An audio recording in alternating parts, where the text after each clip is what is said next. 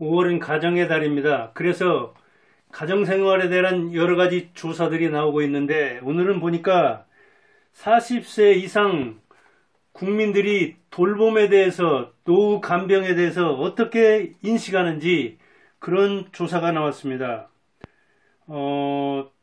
돌봄과 미래라는 데서 한국 리서치에 의뢰해가지고 조사한 건데 남녀 40세 이상 1000명을 대상으로 조사해봤습니다. 노후에 늙고 병들면, 자 여기 그대로 나와있죠. 늙고 병들면 누가 돌봐줄 것인가? 남자들은 아내다 하는 사람이 49%, 여자들은 요양보호사다 하는 사람이 48% 이렇게 나와 있는데, 자 노후 간병 인식입니다. 이거는 그러니까 현실과는 좀 차이가 있을 수 있죠. 남자한테 물어보니까 누가? 배우자가 나를 간병해 줄 것이다 하는 사람이 49% 1위로 나와 있고, 두 번째로는 요양보호사다 하는 사람이 30%. 그리고 의외로 많은 게 나다, 자신이다, 19%입니다. 스스로 내가 병을 돌보겠다. 이거는 물론 이제 입원 환자가 아니고 와상 환자, 누워서 지내야 하는 환자가 아닐 때 스스로 돌보겠다는 그런 의식을 가지고 있고, 그러면 또 여자들은 어떻게 대답했는가? 1위가 누굴까요? 요양보호사입니다. 배우자가 아니에요. 요양보호사 48%. 그 다음 2위는 그러면 배우자일까요? 아닙니다. 여자들은 2위가 자신입니다. 내가 스스로. 이게 23%입니다. 그럼 배우자는 어디로 갔는가? 예, 있습니다. 여기. 배우자는 22%입니다. 막상막하죠? 그런데 이제 여기서 여자들이 이렇게 요양보호자나 자기 스스로 한다는 것은 대개 남자들보다 여자들이 나이가 3살 내지 5살 정도 적잖아요. 지금 이제 40대들은 50대들은 덜 하지만 우리처럼 60대들 70대들은 나이 차이가 한 3, 5 이 정도 나거든요. 그러다 보니까, 그런데 기대수명이 어떻습니까? 남자가 80세, 여자는 86세잖아요. 그래서 결혼은 여자가 빨리 하지, 또 더 오래 살다 보니까 여자를 요양해야 할 정도로, 간병해야 할 정도로 오래 사는 남자들이 현실적으로 적고, 그 다음에 두 번째는 남자들의 인식이 성별 차이도 있고, 그 다음에 돌봄이라든가 이렇게 간병이나 간호하는 데에 좀 미숙하다. 그거는 남자의 일에 어울리지 않는다. 이게 남녀 차이에 따라서 직업이 구분되느냐 하는 것을 떠나서 고래로 해온 이 육아, 간병, 간호, 교육 이런 쪽에 여자들이 더 적절하다고 생각하는 남자들이 많다 보니까 이렇게 두 번째 그렇고, 그 다음 남자만이 아니라 사회적으로, 인식적으로도, 사회인식도, 문화적으로도 이렇게 남자들이 여자를 간병하는 것보다는, 간호사는 지금 남자들이 등장하긴 하지만 대체로 그래서 여자들이잖아요.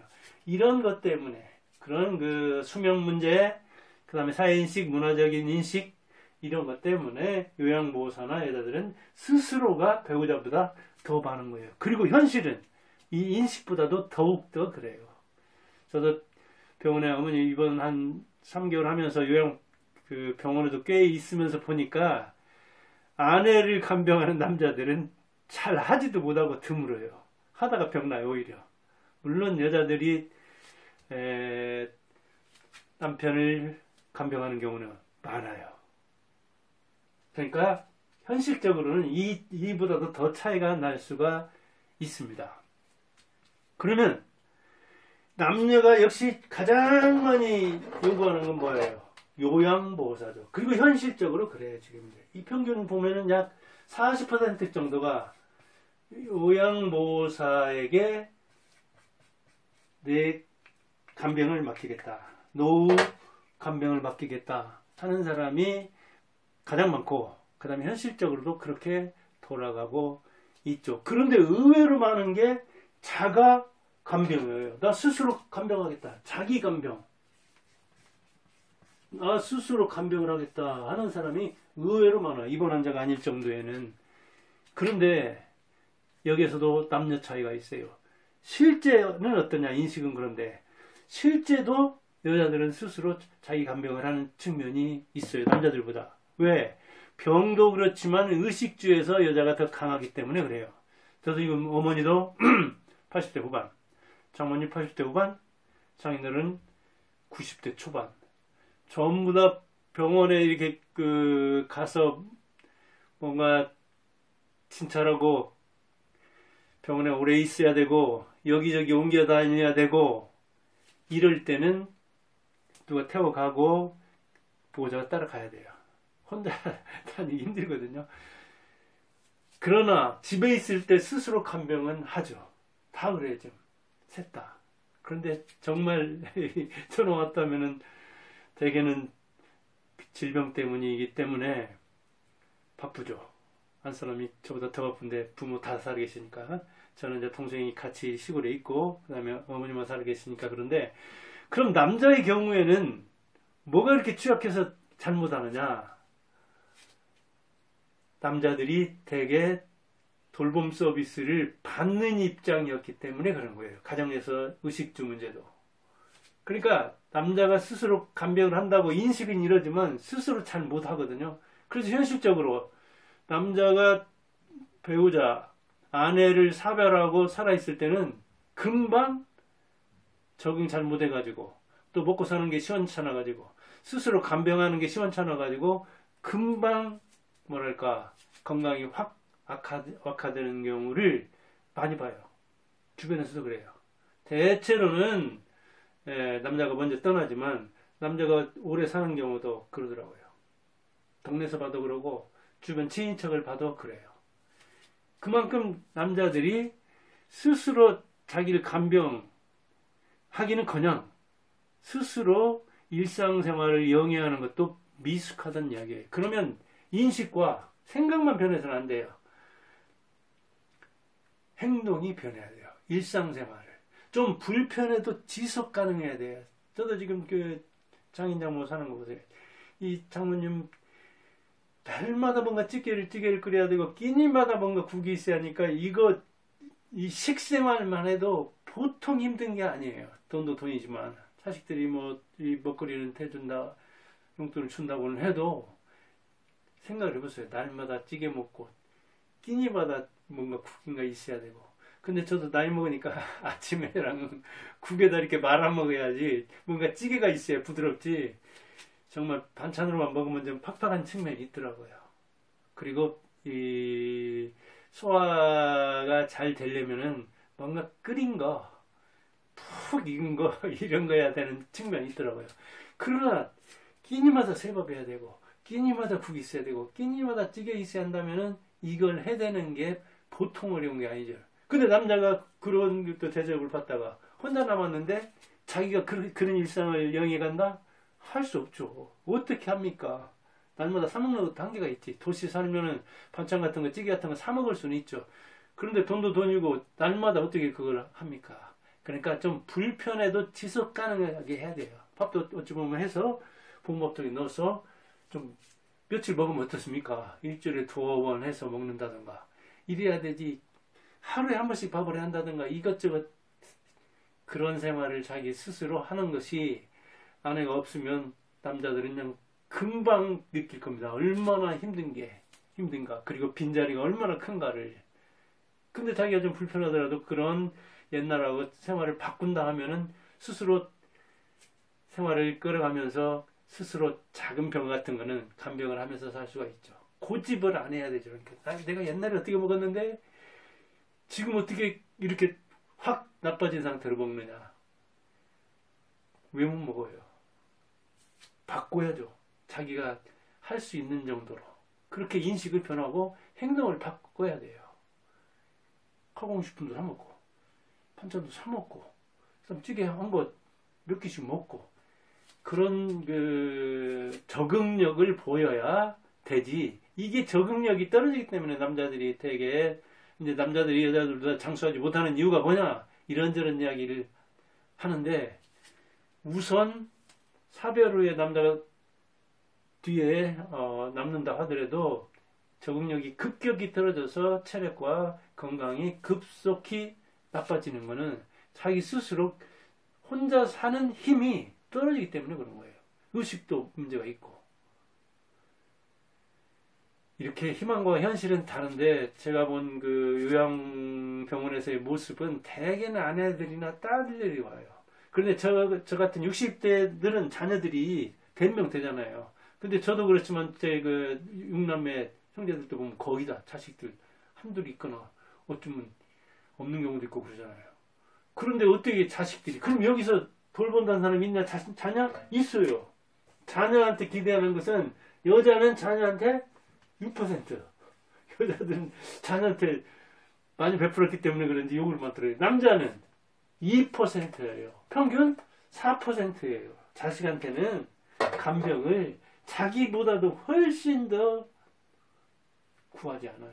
남자 같은 경우는 자기보다도 10분의 1밖에 안 내려. 자기한테 기대겠다는 사람은 19%인데 2%. 여자는 자기한테 기대겠다는 사람이 23%인데 6. 뭐 4분의 1도 안 되잖아요. 자녀한테는 아예 기대를 않는 거예요. 만약 요양병원에 간다 하면은 용돈만 보내줘도 다행이에요.